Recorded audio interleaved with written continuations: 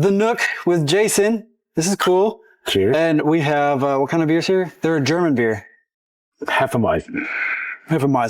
So you're pretty good at drinking beer barbecue. Yes. How'd you come up with that name? And are you good at drinking beer? I am good at drinking beer. I don't drink as much as I did when we came up with this name, but so it's a long story. I moved to Oklahoma about 15 years ago.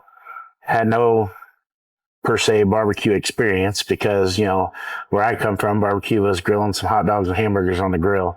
And so my wife and we bought our house, and I decided I wanted a smoker.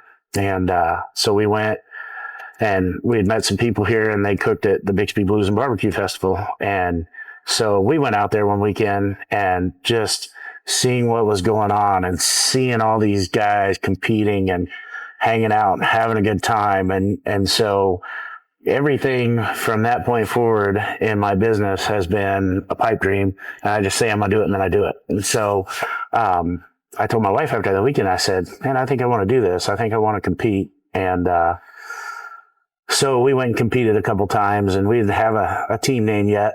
And so one night we were at a buddy's house sitting on the back porch, and the Billy Currington song came on, Pretty Good at Drinking Beer. And we were like, that's it. That's the name right there. And so that's what we went with. And it's stuck ever since then. There's some times today where, from a marketing standpoint, that's a very tough name to market. People get it wrong. It's quite a mouthful. It is. Yeah. And so they try to come up with the acronyms and that kind of stuff. And so, but we're going to stick with it. I mean, you know, we're not going to ever rebrand or, you know, do anything like that. We're going to stay the way we are. And so, what's the abbreviation? PBGR? PGB. PGAB BBQ. That's the marketing part of it where I'm like, it is. It's tough. So do you still wish you had the name, or do you wish you didn't change it, or are you just like, you know, it's like any business. You brand it, and it's your brand, and you're proud of it. And, you know, we did that, and we didn't expect this thing to go the way it's went.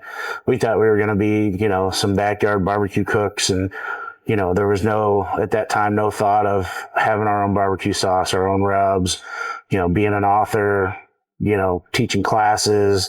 There was none of that stuff. You know, that all came down the pipe dream later. And so it really wasn't that big of a deal, you know, and we would go to these barbecue competitions, and the judges would just walk by and they'd see our name and they'd be like, oh, that's a cool name. Yeah, that's a great name, you know. And so everybody that sees it loves it. You know, we do a booth at the farmer's market here in Broken Arrow, and, you know, every time somebody walks by and they don't know who we are, they'll look down at our banner and they'll just smile, or they'll kind of snicker, or, you know, and they all think it's cool. So that's how the name came along. You know, and like I said, it was supposed to be a competitive barbecue team, and one of our team members passed away, and one of them's kind of on a part-time thing because he decided he was going to get married. So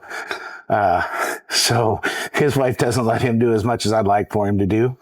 And we really, honestly, over the last couple of years, haven't had a whole lot of time, but, you know, we went from not having a clue what we were doing, spending, you know, $1,000, $2,000 a weekend, depending on where you were traveling, and not bringing anything home except some leftovers from, you know, what we cooked. And, so that's how it all started. And then we started to get better. And, you know, the thing about barbecue competitions is nobody turns anything bad in. It's just, it may not be up to the standard of the judges, right? And so there's criteria that it has to meet for you to get good scores. And what is that, like crisp flavor, crust flavor? Taste, tenderness, and texture. And, you know, we turn stuff in, and it's so funny because in my book, I've got a picture in there of one of my first chicken turn-in boxes versus, you know, at the time when I was writing the book, a current turn-in box. And they're night and day different. But when I first was turning those in, I was like, man, I'm great, you know, and the scores just did not did not reflect that. I will say though, I did only ever get last once. And the field at that barbecue competition was insane. So you had barbecue Hall of Famer Donnie Teal. You had Darian Cosmo, who owns Cosmo Q. I mean, you had all the heavy hitters in barbecue were at this thing. There was like 28 of us, and I finished last. Oh no! And I was so. When was this? It was in Claremore, probably in 2015, maybe ish. So when did you start? What year? We've been doing it for 13 years. Okay, so right about that time. So you're still new. You're only only one year-ish. Oh yeah. Yeah. Okay. We were maybe right. 3 or 4 cooks in. So hold on. So you got really excited, and you're like, I'm gonna start this business, right? And a year later, you get into this competition, and you just crash and burn on it. Oh yeah. Yeah. Okay. Did you have any of the barbecue or the sauces or the spices or? No, we didn't. Okay. Well, at that time we did, but it was just stuff we were whipping in the kitchen, right? And so our signature flavors, the apple cinnamon and the cracked black pepper, those have been in our arsenal for the entire time. The original we've tweaked a little bit here and there. I like to call that the better than head country sauce. It's funny. So when I moved to Oklahoma, not only did I not have a lot of experience in barbecue, I figured out that there was this like cult following with head country. Like everybody in Oklahoma, that's all they would eat. That was barbecue sauce. It didn't matter what else was out there. They wanted head country. And so I didn't think head country was great. And so I didn't understand the culture of it. But then I did, obviously it's made in Ponca City, or it was made in Ponca City. Danny was a competitive cook, and, his son took over, and, great family. And so I understood, the cultness from it and where it came from, the culture and the history and all that stuff. And so mad respect for those guys. But if you didn't have some similarity to head country in your barbecue sauce, you weren't going to win. I mean, you just weren't. Now that's changed today. What's changed? The sauce itself, or the people who? The judges. The judges. Yeah, okay. But man, Oklahoma judges were just hooked on that flavor, and if you didn't have it, like I turned in ribs and it had our apple cinnamon sauce on it, and if you ever get an opportunity to have those, you'll want more, I promise. But we turn those in. And, sometimes the judges will give you a card back that has your scores, and then they'll put comments on it. And the comment on that was unknown flavor. It's apple cinnamon. I'm like, how is this an unknown flavor? How do you mistake cinnamon and apple? Those are two pretty strong flavors. They are, but it didn't taste like what they thought it should taste like for barbecue, so they put unknown flavor. And I was like, that can't be right. So isn't that barbecue sauce a Mio product? Isn't it made here in Oklahoma? Yes. Yeah, I think that's why a lot of people really favor that over another one. Absolutely. Is it Baby Ray's too, isn't it? No, Sweet Baby Ray's is out of Chicago. Is it? Okay. Yeah. All right. Some of them are just way too sweet. They are. And they're just like brown sugar, and then white sugar, and then like powdered sugar. No more sugar. We're struggling with that right now. We're kind of getting ready to enter the slow season, and so I'm going to start on my second book, and then also we're trying to develop a sugar-free, because a lot of what hurts us a lot of times is people walk by and they look at the label and they see high fructose corn syrup. You guys can do your thing. It's fine. We're going to do our thing. We got the Nook guys over here, kind of sneaking around. Like, you guys do your business. Like, we're just here part of the show. Yeah. We don't want to interrupt their day-to-day business. No. And so they see that high fructose corn syrup, and that's a turnoff for them, right? And so we are in the process of coming up with I don't know if we're going to be able to call it sugar-free. And one of the reasons why is because sugar-free ketchup is not good. It's just not. Taste-wise or health-wise? Just taste-wise. It's just not good. And so what we're looking at is a no sugar added ketchup. And then we're going to use probably monk fruit as our sweetener. And neither one of those are sugar-free. So I don't know with FDA standards if we'll be able to say that it's sugar-free, or if we'll just be able to brand it no sugar added. But regardless, it'll still be a healthier option for people who are diabetic or people who are keto, or, so that's our goal, is to get that out, because there's a lot of companies out there that have done a sugar-free and they're just not good. You get that aspartame afterbite and, you know, and the crazy thing is if we can get this and market it correctly, I mean, it'll go nationwide in a heartbeat because there's such a demand for that, because even though somebody's diabetic or keto, they still want to eat barbecue. And so most people don't want to eat barbecue without sauce. So that's our project for the fall and the winter. So they call it barbecue sauce for a reason. If it didn't go with barbecue, what else would it go with? I don't know. I feel like it's made like peanut butter and jelly. Well, I can tell you, my kids eat barbecue sauce like it's ketchup. And they always have ever since we started making it. And I've got a daughter that is in the Air Force in Alaska. I have to ship it to her. Oh, that's cool. That lives in Chicago. I have to ship it to her. And, you know, they're all the time. They're like, Dad, we need sauce. I'm like, you guys know how much shipping costs? I'm like, what if you just take a case home with you when you come? Then I ain't got to worry about it. But they never do. And then they, you know, a couple months later, like, Dad, I'm out. I need some. So, we just, sent my daughter, my third daughter, sent her back to Nashville today. And I knew it was going to happen. So we put a couple bottles in her suitcase.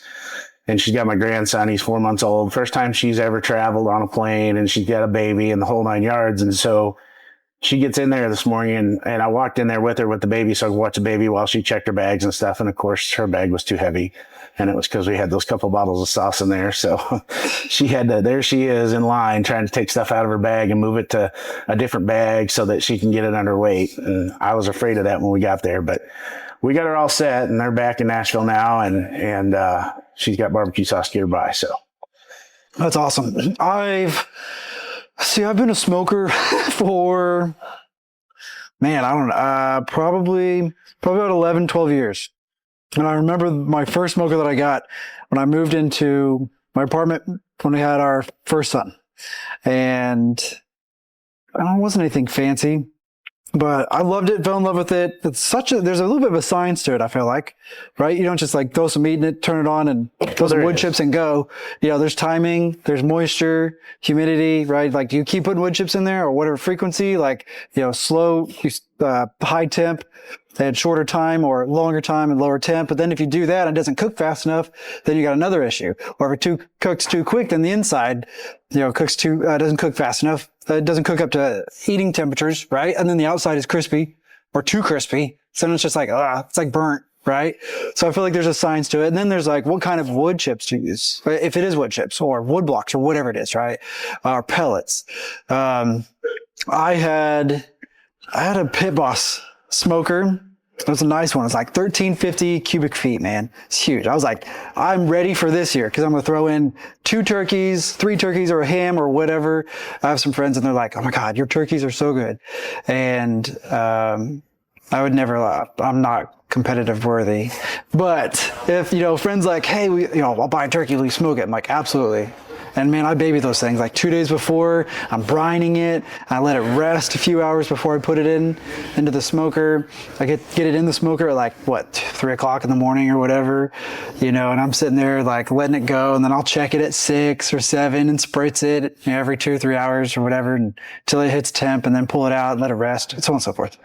But make brine from scratch and stuff too, and make my seasoning from scratch. It's a lot of fun, so I baby it. Anyways, first time I used it, it's got a pellet feeder in the back, automatic, fills in through the bottom. I'm like, oh, that's cool. You know, I don't have to manually open it and fill it anymore. I can just let it do its thing. And it's got the Bluetooth, touchscreen on the side. I was like, I'm so excited. You're hearing the passion behind it because I'm pissed that the thing caught on fire. I looked out the window and I'm like, that looks like an odd amount of smoke. There's no way it caught on fire. The reviews for this thing, a lot of people were like, it catches fire. And I'm like, it's gotta be a grease fire, right? Because I don't think the common person cleans that just like they don't clean their grill. So like, it's gotta be a grease fire, right? Nope. Pellet feeder, the bottom, the mechanics part of it got stuck and didn't close. So as it was trying to drop in there, it just, the pellets earlier on in the basket casing on the bottom got through the feeder, and then the hopper was on fire down at the bottom. It's just blowing out smoke and stuff. And so I wanted to bring it back to Lowe's, and I'm like, they're like, would you like an exchange? I'm like, absolutely not.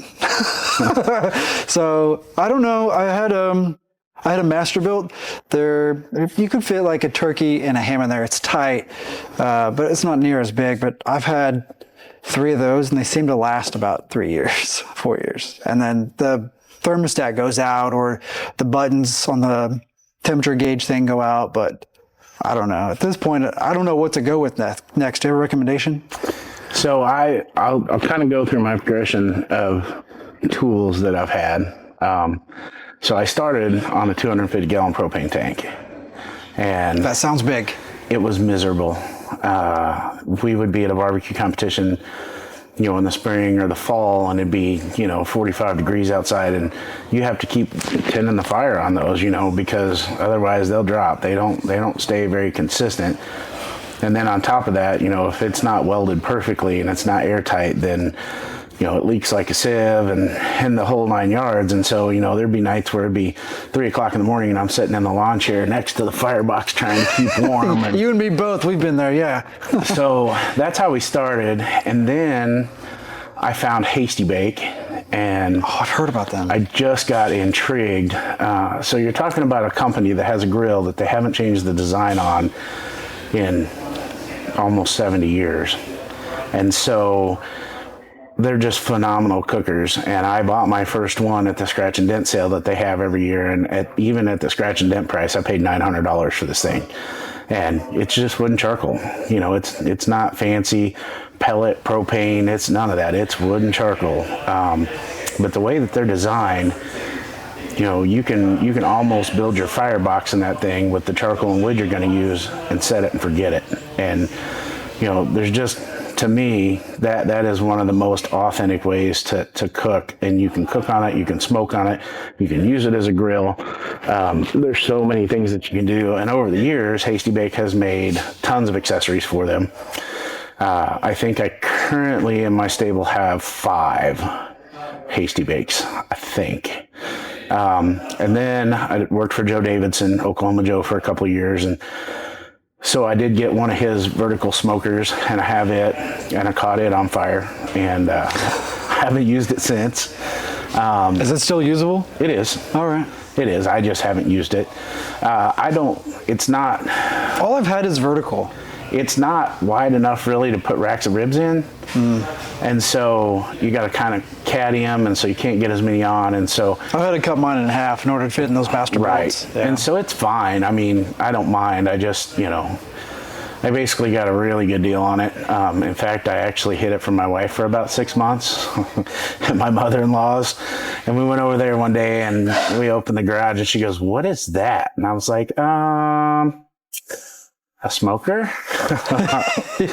So the running joke is if I get another smoker, she's going to divorce me. So, and then I did start using an Oklahoma Joe pellet smoker because I was selling them for Joe. And so his comment to me was, "Well, you better learn how to cook on these things because you're going to sell them." And so, he gave me one, and, man, I use that thing 95% of the time. In fact, I took it to a KCBS competition a few years ago, and I got a perfect score in first place in pulled pork, cooking on a pellet smoker. And, I used to be that guy that made fun of them and was like, "Oh, let me have your man card. You're using a pellet smoker." And then, a few years later, here I am out there plugging mine in, and, but it's so much easier. Do you have a feeder attached to it? Yeah. So it has a hopper and stuff. And is it automatic or is it manual? It's automatic.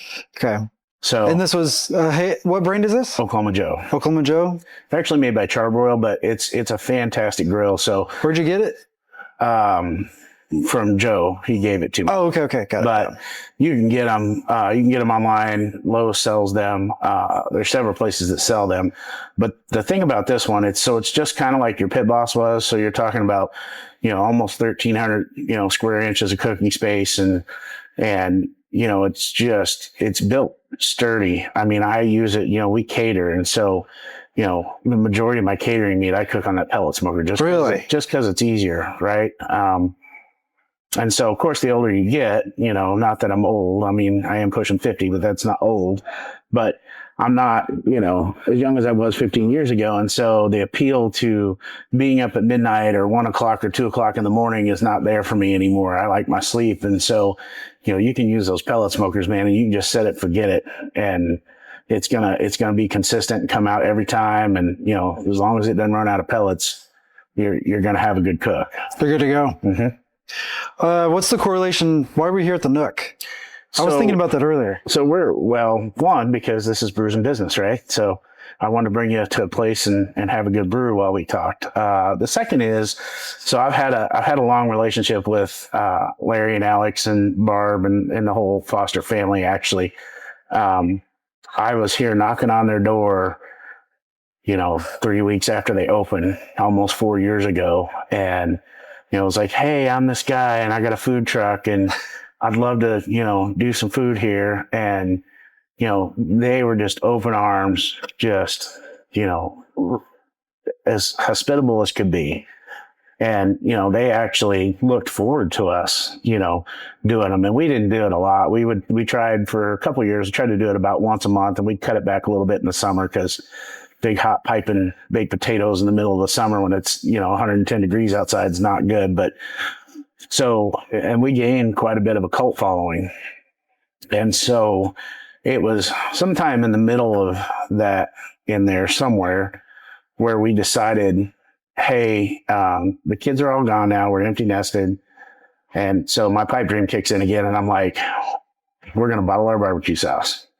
And so this place was a huge help to us starting that, because when we would do the potatoes, we were serving our sauce. And so we were selling our sauce and people were, gaining interest in it. And then we came out with the rubs. We started the rub business too. And so, this is kind of one of those local businesses that helped us grow our business. And that's my philosophy. My philosophy is, I support businesses that support me, and, that's the way it should be, right? Oh yeah. I'm not into big box. I'm not into, unless I absolutely have to. And, we buy all our meat local. I'm an avid farmers market shopper. That's where we get our produce, unless, it's out of season and I have to get it somewhere else. And so that's just who we are. And I think everybody gets to that point at some point in their life. And I think as you age, I think that you appreciate that more, and that becomes more of where your direction is versus, oh, hey, let's go to Walmart, Going for more of the local guys and Yes. business and stuff. Yes. Yeah. And here's the thing, it's not cheap. Local. Yeah. It's Oh, I know. It's yeah. not. Well, I mean, it's almost impossible to be competitive like that. No, if you're absolutely. comparing a boutique to a Walmart and you've got shirts you're looking at, the boutique's going to be a lot more expensive than the Walmart. Even if they're competitive quality, one's going to be half the price because they're ordering 1 million of them versus 100 or 10, So, Yeah. and So that's one aspect of it. I've got a great example of that. So in my past life, I worked for a big box retailer for 22 years, and it started as my beer money job in college, and then I just never left. And it was Walmart, and I made a ton of money, but I sacrificed a lot for that. For the job? on a personal level, just because of the expectations and the hours and, all that stuff and the stress. And so, I had a job for them for a couple years where I was working in the field, but I had to go to the office a couple times a month over in Bentonville. And to get to my cubicle, you had to walk right by the buyers' cubicles. And, they're like maybe a 10 by 10, and it was so disheartening to me because, you would see these people and they would be with their little wagons and backpacks and, all their whole life's dreams and ambitions are in this backpack and these wagons. And, they just think, man, I've made it now. And, they would go in there and they'd be in there for an hour and they would come out and they would have the most deflated look on their faces. And, you could just tell. And, it's because unfortunately, as pro small businesses as like your Walmarts and companies are, they're still going to do it at their terms, right? And so we had been in the sauce game for about a year, and I was approached by a broker from Walmart, and he was like, hey, I can get you in front of the right people. And I looked at him and I said, no, thanks. And he just looked at me like, you were crazy. Yeah. And how could you not want to be in Walmart? Right. Yeah. And so I have no desire to do that because one, they pay on their own terms, and two, they'll dwindle you out till you can't afford them anymore. Yes. The rules and regulations, we started bottling in glass, and we did that because we loved the feel and the look. And so we were all about doing glass. Well, with major companies like that, if some kid comes by and knocks 3 bubbles off and breaks it, they charge it back to you. They don't eat that. You do. And so you have no control over that. So there's just lots of things that make me not want to do business with big box. Now, we do have availability with Homeland, and that's great. They're still in business. Yes. Can you believe that? Yes. They stretch to Oklahoma City. Oh, and they go farther. Where are they? Because I haven't seen one. I grew up on Aspen. So there used to be a Homeland over there, and I used to ride my bicycle across 91st all the time to that Homeland. So then it became Warehouse Market. Other than a couple in the city in Oklahoma City, they're rural, right? Oh, are they? So you've got one in Jay, one in Nowata, 2 in Muskogee. You've got 3 in Bartlesville. So they're in rural areas, which is why they thrive, because a lot of them are in towns where there's not a Walmart. And so, that's helped. But I will tell you, working with them has been phenomenal. And I have access to 33 locations, and, they pay within 30 days, and being able to have the money move like that is incredibly difficult. Walmart is 180 days. Yeah. So I thought it was 120. That's even worse. It's 6 months. So you have to wait 6 months to get your money. That means you have to have some significant capital to keep going. Yes. Yeah. Depending on the amount of stores they put you in. But, typically they'll start with you being in around 100 stores. They'll put you in one distribution center, and that distribution center will distribute to all those stores. And so, they're very similar to Amazon, where, if they get down to the last layer, you have X amount of days to get more product there. Right. And so, otherwise they start doing penalties and fees and that kind of stuff. So, big box is just not for me. I won't sell my soul to that. My company is not, not out there to make $1 billion. I know I'm not going to. That's everybody's biggest misconception in the barbecue world is they're like, man, I'm gonna bottle my own sauce and I'm gonna make $1 million. No, you're not. You watched a couple TikToks and you're motivated, and I appreciate that. But yeah, I will tell you, it's more mailbox money, really, than it is a steady stream of income. So, yeah, but I do it because I love it. Yeah, I'm a part of a company called Turf to Max. So John Buchanan, if you know him. Mm-hmm. So me and him worked together on that. And we were actually visiting with some lawn care companies and lawn and garden companies around Tulsa earlier today. And we've got that on Home Depot and Lowe's and Amazon online. We're trying to get it into Home Depot in the stores. All the GMs want it. And the lawn care people, they're like, oh my God, we have people come in. We don't have a product like this. It'd be perfect. And apparently the regional manager, or all of them, whoever it is, the merchandisers, apparently they move really slow, and they're very particular on who they bring in, so. But hopefully that happens, but I'm not looking forward to the moments to where it's like, because I know the paydays are going to be stretched, Luckily it's in a container, like a gallon plastic container.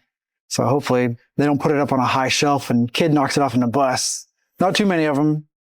Well, I'm sure it'll be a similar setup. I'll tell you that for us, it's not just sauce and rubs. I wrote the book and we do catering, and so there's a lot of different moving pieces in this business, and that is truly how you can make a living at it. If you just throw one product out there in this world, I mean, there's a lot of people out there that eat barbecue, but there's just as many options for barbecue sauce and rubs and all that stuff out there. And then, then there are big players out there, your Heath Riles of the world and, all those guys, they just have endless money to pump into advertising and all those things. And so it's hard for the little guy. It is.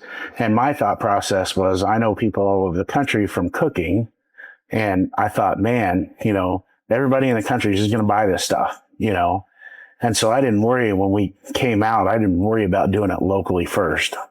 And so my biggest learning curve was, start small and go big instead of expecting it to just take off, because that's not what happened. Now, have I shipped to almost all 50 states? Absolutely, I have. But the growth is slow because, you buy a bottle of barbecue sauce, unless you have kids like mine, it probably takes you a couple months to eat that bottle of barbecue sauce, right? Unless you're just some kind of barbecue fanatic. So, the repurchase is, not as fast as, like somebody buying ketchup or mustard or something like that. So it's a slower moving condiment. And so it's a little harder, to just drive traffic, because they're like, well, I've still got some in the fridge, but then I've got people and they'll come by the farmer's market. And in fact, it just happened this past Saturday. This lady, she came and her little boy just eats our sauce on everything. And she comes like every month and buys 4 bottles at a time. And it's the coolest story because he's so excited and he's little. And, this week he was like, can I pay? Can I pay? And he wanted to pay and I gave him the change. And, that's why I do this. I'm in the food world because, this is my saying and, I haven't quoted it yet, but I should. Food doesn't care about your race. Food doesn't care about your religion. Food doesn't care about politics. What food does is food brings people together.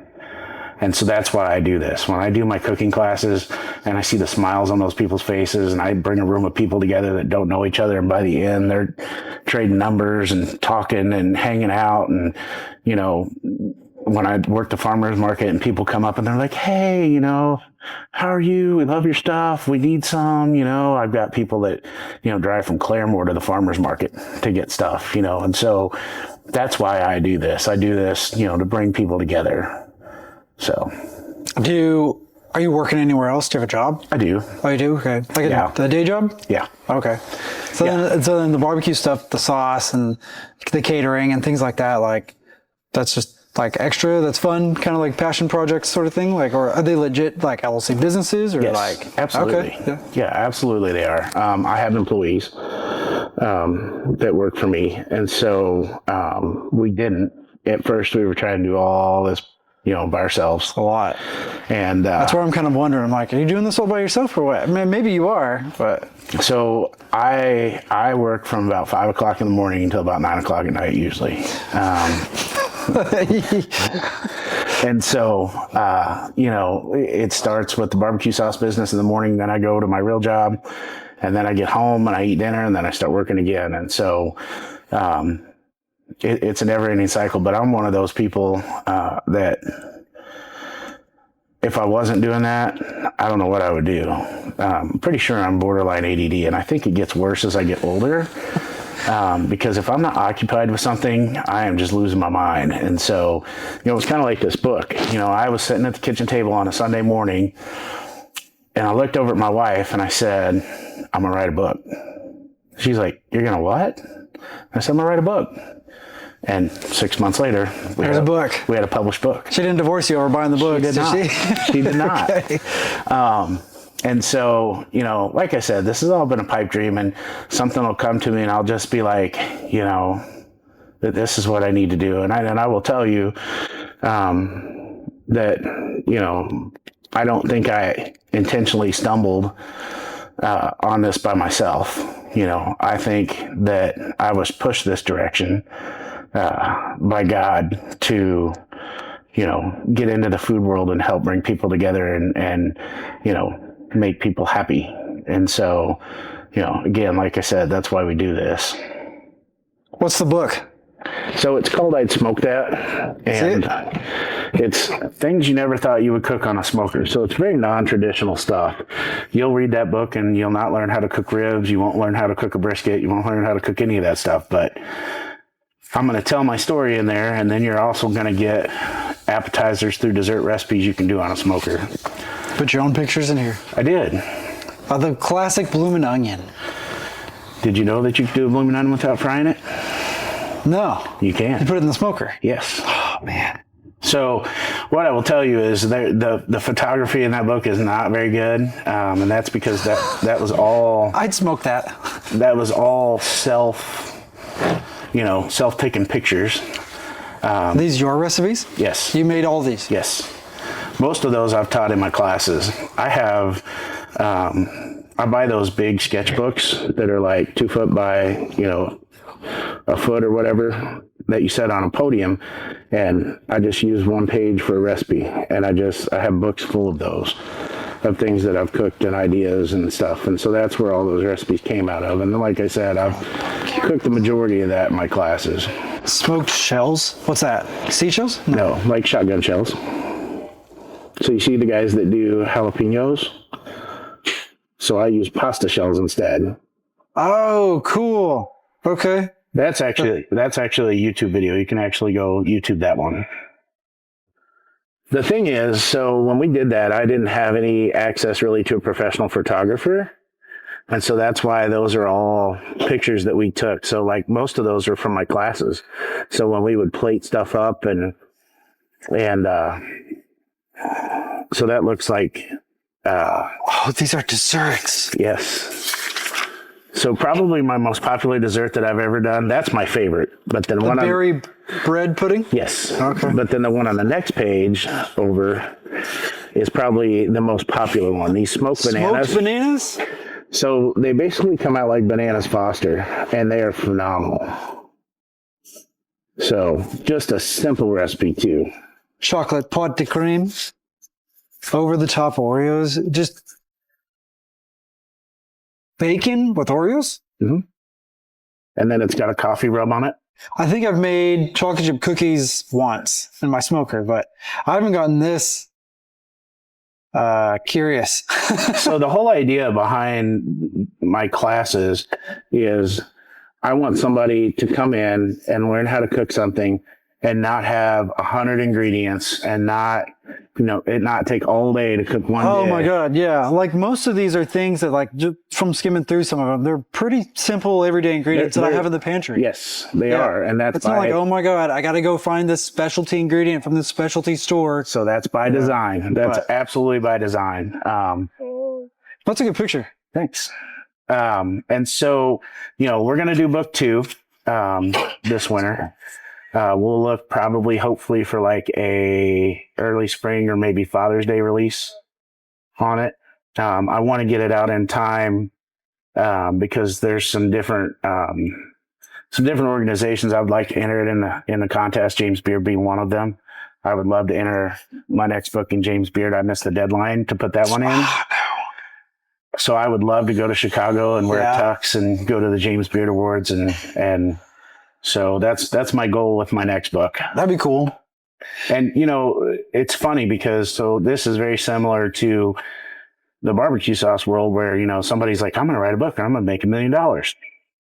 Again, probably not. Unless your name's Danielle Steele or John Grisham or somebody like that, you ain't making $1 million on a book. At least not usually off the first copy. That doesn't happen. So maybe after a dozen copies and you've connected with some more people and Amazon has really made that a hard task, just because the sheer availability of books and stuff and the Kindles and online. And so all that has really impacted authors' ability to sell a lot of copies of books. The statistics right now are if you release a book and you sell 500 copies, it was a success. We've sold more than 500 copies of this one, so I guess that makes it a success. Did we sell as many as I want to sell? Absolutely not. I was very busy at the time that we released this, and so I didn't do a press release. I didn't really do anything to help promote that. So the second book, there will be a lot of press releases. There will be, book signings. I mean, I've done some book signings again. So the Nook, phenomenal place. I call Alex and I'm like, hey, I want to do my first book signing and I want to do it there.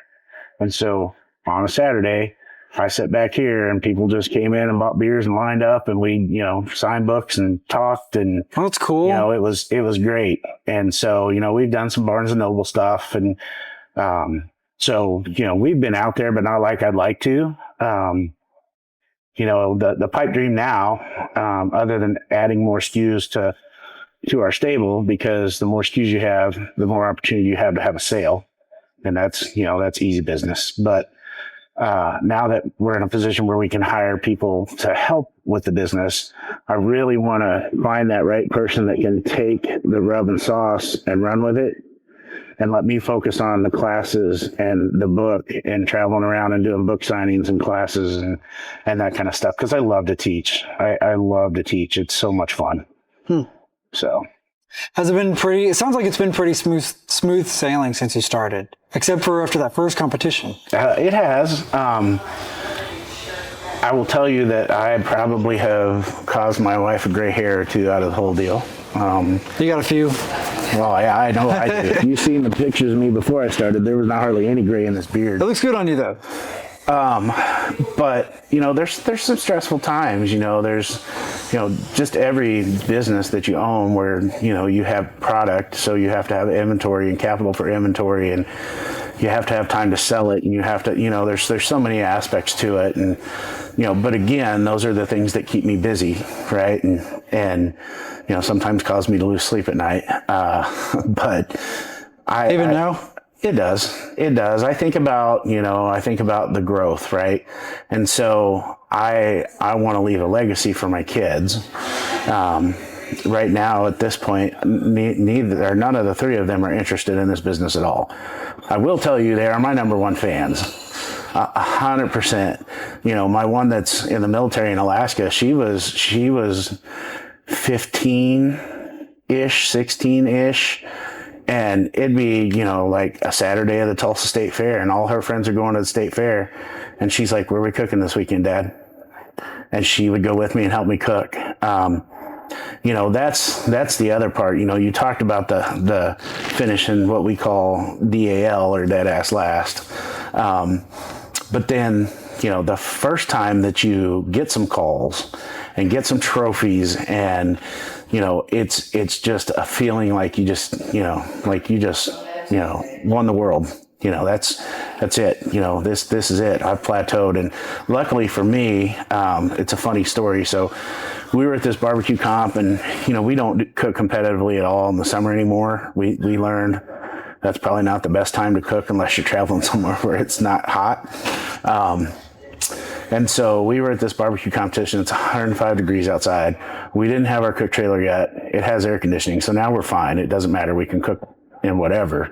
But my wife was starting to get overheated, and she was angry and she was mad and I was mad. And, we don't ever hardly fight. We pick on each other all the time, but we don't hardly ever fight. But that day she said something. I don't remember exactly what she said. And I said, well, you know what? Why don't you just go home?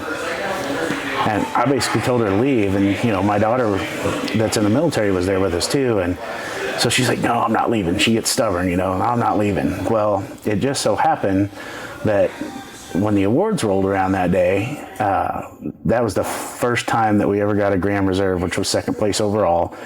And we got like third in ribs, third in pork, and I think second in chicken. That's good. And so we crushed it, and that was the first time. And she became my biggest cheerleader at that point. I'm like, no, you don't get to be my biggest cheerleader, because you were ready to tap out. So and it's a family thing. And the other thing about the barbecue world, and basically the cooking world in general, is it's a family thing. I reached out to a guy. So we just had our big barbecue competition here in Broken Arrow that I host and promote. And yeah, what was it called? Pretty good at drinking beer and barbecue and BA. Yes, it was. And so I was trying to come to that. I was doubled up on football games that day, and I coached both of them.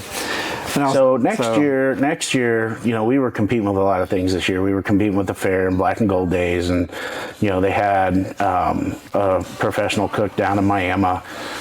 So there was a lot of things going on, but we didn't have a good choice of weekends because Scott Fest was actually planned the weekend that I wanted, and then they ended up canceling Scott Fest. Yeah, they had a whole truck trailer full of stuff stolen. Right. Yeah. And so, which is wild. It is. That's a lot of stuff. Well, it's a lot of stuff for them to not have found. Yeah. So, but anyway, that was the weekend we were going to do it. So next year we're going to push it up back. So it'll be probably second week of October. So we won't be competing with the fair. We won't be competing with any of that stuff. And not that it wasn't a success, because it was, but there was a guy. It's going to be right before fall break. Yes. Yeah. There was a guy there, and I judged on Friday night, and wings was one of the ancillary categories, and there's actually a points chase on that. And so I bit into one of his wings, and I couldn't figure out what it was. And I didn't know it was his wing at the time, but he had injected it with like hot sauce. And so when you cook it, it crystallizes in those wings, and it gives them a weird texture. And then it's not even all throughout the wing.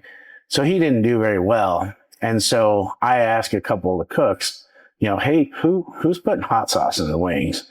And they immediately told me who it was. They were like, oh, it's, so-and-so. And so I debated on it. I didn't say anything Friday night. Didn't say anything Saturday. And after the awards on Saturday, he was packing up and getting ready to leave. And so I had to do something that was super hard for me. And that was critique another cook. Because his stuff's not bad by any means, but it's not going to win anything because, the judges aren't going to like it. And so I rolled up there on the golf cart and I said, hey man, can I talk to you for a second? He's like, yeah, what's up? And I said, look, you put hot sauce in your wings. He goes, yeah, I've been doing that for, a couple months now. And I said, look, they're not good. I said, and I hate to say that. I said, but they're just not. And so his feedback was, okay. He goes, well, I got some of your barbecue sauce this weekend, so I'm going to start using that. So he cooked last weekend and got fourth in wings at a huge cook over in Oklahoma City. And then, of course, giving us shout outs and, the whole 9 yards. So, and I told him, I messaged him and I said, hey, man, I said, I don't want you to be offended by that. I said, but I had to tell you. He's like, oh, no. He's like, I want you to tell me. But that's the kind of world that the cooking world is. I mean, we could do that. We don't like to, but we're all family. I've had world champions walk over to my camp and go, hey, man, you got any brown sugar? And you don't go, no, if you ain't got no brown sugar, then I'm going to beat you. You go get brown sugar out of your trailer and you give it to them. You know what I mean? So we all take care of each other. I was the butter gangster for a while is what they thought I was, because every competition we would go to, we would forget the butter. We would leave it in the fridge at home, and we used a lot of butter.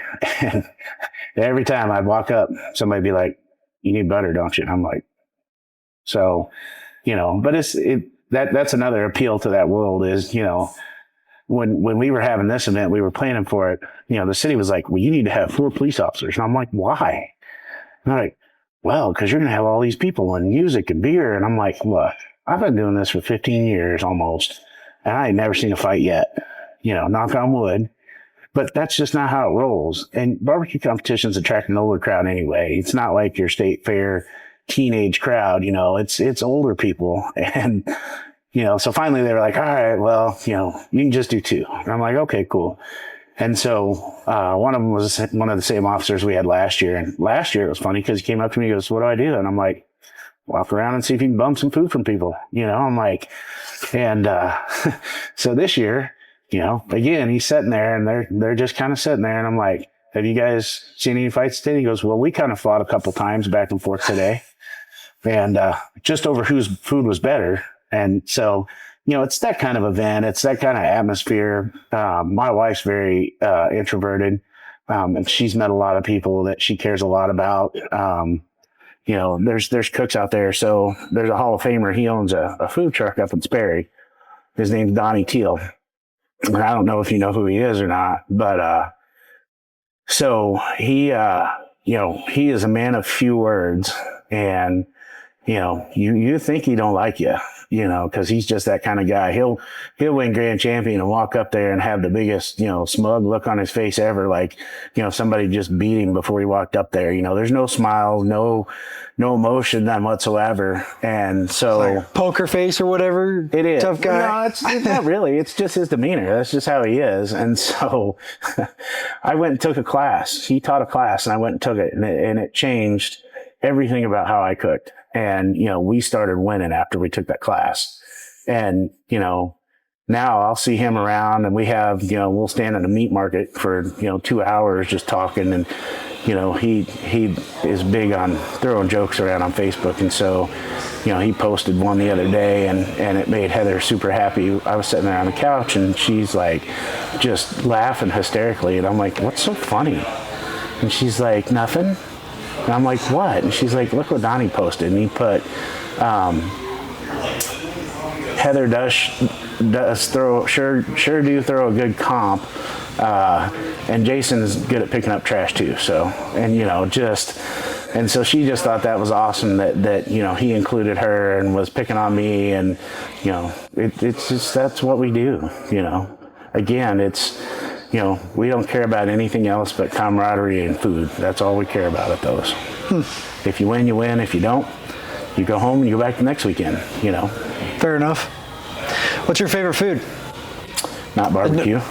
Really? That can be okay, because I could imagine like somebody who works in something or all the time, right? Like they're like, I still love this, but I can't live on it. So, you know, like, is there a food group or food meal or entree that you could like, man, I live on this?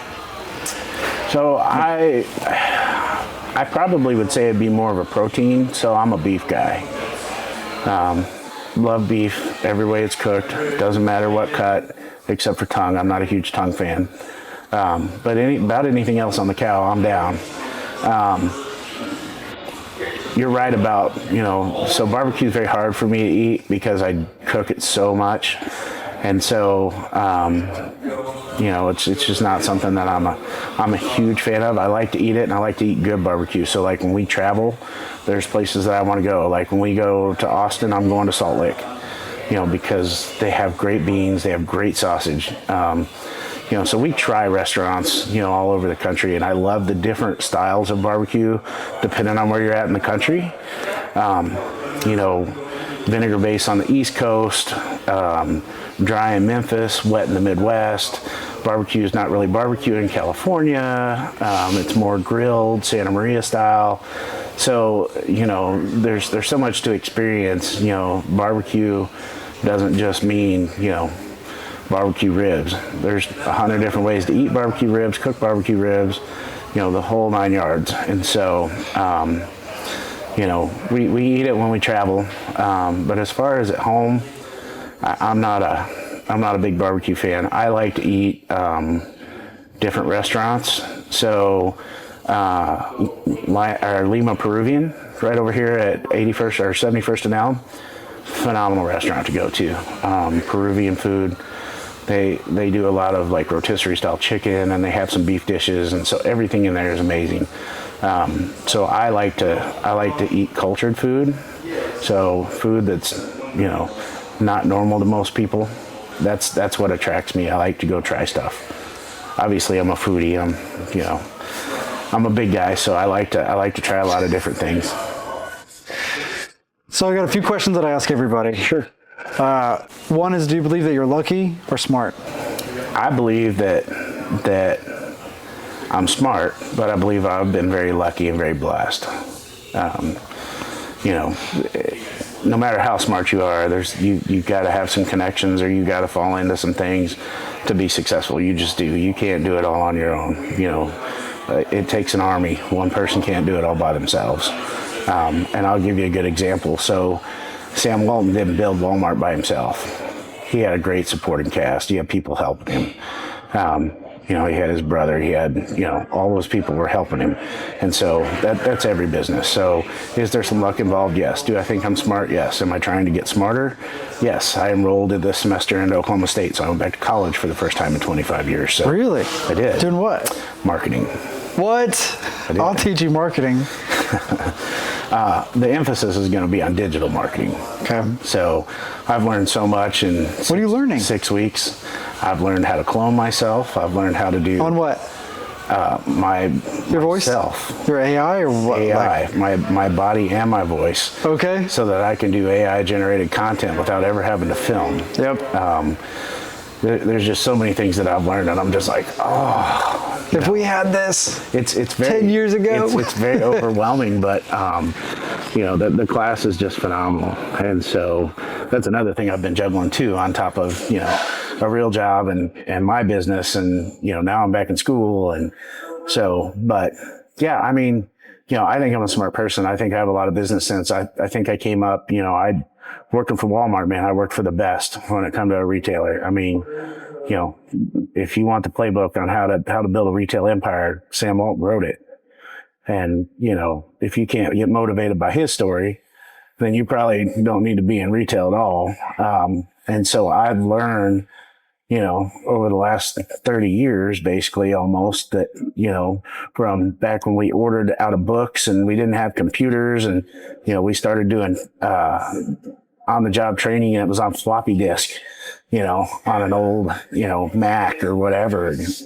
So to the digitized world, and everything in between. So am I very smart about business? I think so.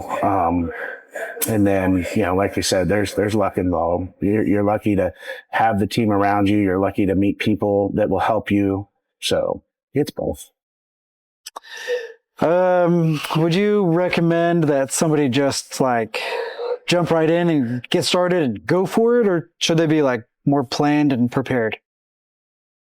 That's a hard question, because I'm a doer, right? And so, Pipe Dream says do this, and it's time to do it. I literally said I was going to write a book, and I started on it the next day. And so didn't know much about, I didn't even have a publisher. I didn't know how I was going to bring this book to market. I didn't know anything about it, but I knew I was going to write a book. And sometimes I think that's great, because sometimes I think that, people that have that kind of passion will become successful no matter what. Some people just are good at it, right? But looking back on it now, if I had to do it all over again, I probably wouldn't have jumped into it as fast as I did. I would have did more research, but I don't regret it. The biggest regret you ever have is what you didn't do. Someone wants to get into barbecue, what would you recommend? Barbecue, smoking themselves, smoking their own stuff at home, and then part two of that would be if I wanted to get into competitions. So just being a backyard cook, I will tell you, you're going to be all your neighbors' best friends. They're all going to want to come over and eat when they smell it. And really it's about doing a little bit of research, because if you buy $100 brisket, because, brisket's real cheap right now. If you buy a $100 brisket and you ruin it on there, that'll turn somebody to putting the cover on that smoker, and it won't come off again.